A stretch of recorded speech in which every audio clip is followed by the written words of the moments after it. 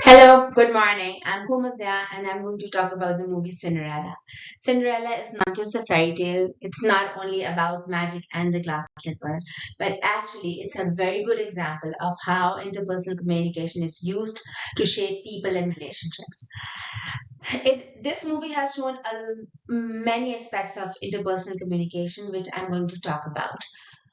Firstly, I'm going to talk about self concept and perception. We have seen in the movie that Cinderella is continuously being targeted by her stepmother. She's insulting her, she is rude towards her, she's always criticizing her. Because of that, Cinderella has this feeling of unworthiness. She feels helpless, she feels invisible.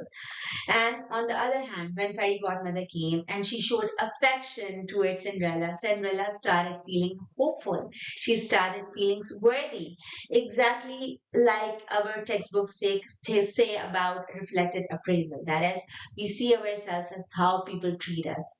We can see that the negative feedback and the positive feedback can change personalities. Now, I'm going to talk about nonverbal communication. We have seen in the movie that Cinderella's soft expressions, her body language, is conveying many emotions. She's showing fear, sometimes she's feeling sad, love, hope, all these expressions without even saying anything. On the other hand, stepmother is exactly the opposite. Her stiff posture, her glances, her stare. Like we have seen in the movie, she's barely spoken words, but still her attitude, her expressions are saying everything.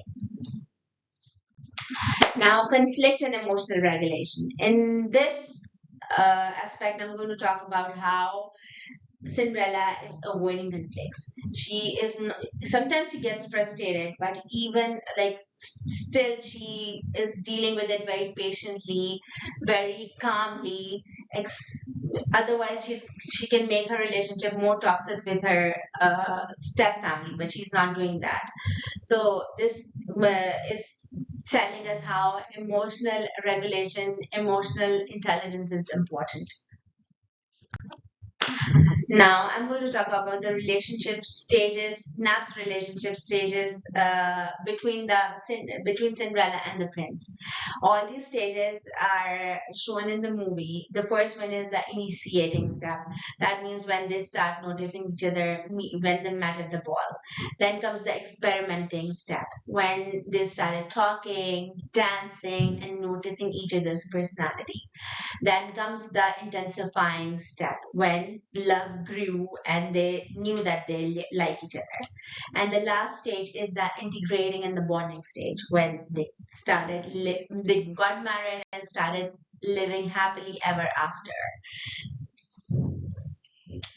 Now, I'm going to talk about empathy and supportive communication. Empathy, Cinderella is showing empathy towards animals, towards her own family who's rude to her, and she's showing empathy towards everyone. And also, the prince is showing empathy. He went to search for Cinderella without any insecurity about status and appearance. He knew that nature matters. He knew that love matters. In conclusion, I'm going to say that Cinderella's transformation is not just a fairy tale. It's about communication. It's about relationships. It's about how people treat each other. Thank you.